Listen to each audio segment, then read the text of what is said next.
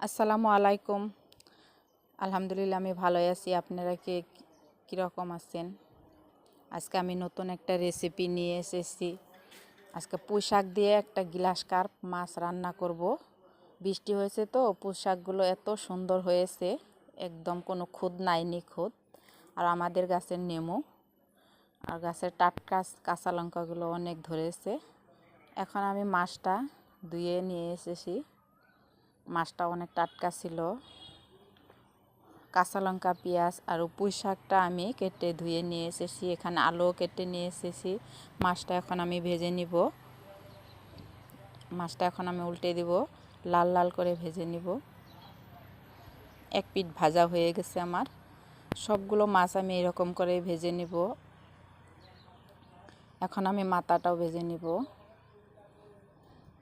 মাথাটাও বড় ছিল। এখানে আমি আলুটাও ভেজে নিব। হলুদ, লঙ্কার গুঁড়ো আরও নিমখ দিয়ে আমি আলুটা ভেজে নিব। আলুটা আমার ভাজা হয়ে গেছে। এখন নিয়ে নিচ্ছি তুলে। আর মশলাও কষিয়ে নিয়েছি। আলু, টমেটো কুচানো আমি মশলার সঙ্গে দিয়ে দিছি। এখন আমি এটা কষিয়ে নিব।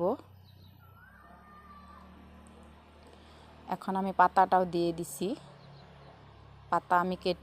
পাতাটা আমি আমানি দিয়ে দিছি।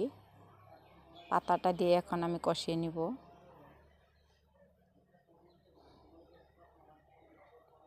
পাতাটাও সুন্দর ছিল। কষানো হয়ে গেছে, আমি ঝোল দিয়ে দিছি। আর ঝোলটাও ফুটে গেছে। মাছ কটা আমি দিয়ে দিব। মাছের সঙ্গে এই পাতাটা অনেক টেস্টি হয় খেতে। কাঁচা লঙ্কা কাটা আমি দিয়ে দিব। আর অল্প মশলার গুঁড়োটা দিয়ে দিব। দিয়েই নামিয়ে নিব। দেখতে তো ভালোই লাগছে। এখন আপনাদের দাদাকে আমি দিয়ে দিব আর খেয়ে বলবো কীরকম হয়েছে।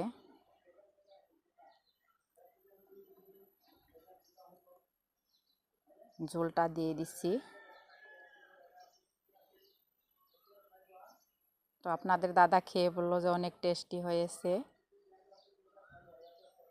ভালো হয়েছে।